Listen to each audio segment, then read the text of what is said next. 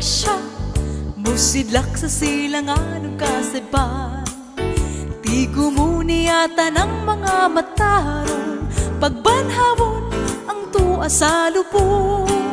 Ug ang buhing paglayo sa kitaan, sa pagtagpo sa Ginoong Jesus. Pagkatahampalan mong bisting puti, na magpuyong sa himaya.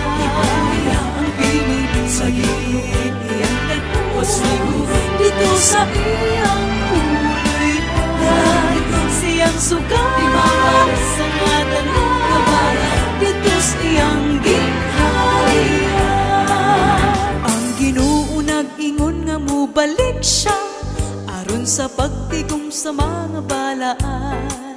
Sa usa ka pagpilok puhi alidan, sigon sa asoy sa kasulatan.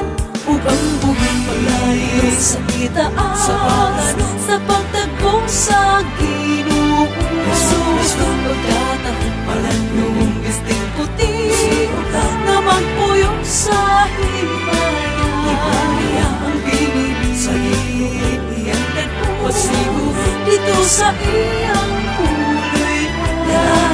Siyang sugat sa ngatan ng kabayan, dito sa iyang ginharian.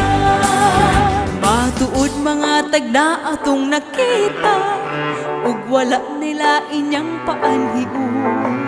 Sa mga Isaak ni tagpo kang Rebecca, inguni ni ang kahintang.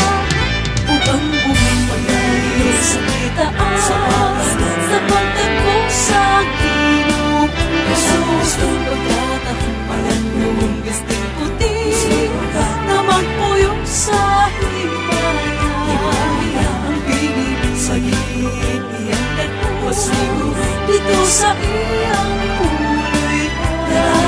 Siyang sugat sa ngatan ng kabayan, dito sa iyang ginharian. Sama sa kawatan ang pag-anhiniya, way mahibalo kung unsang orasa.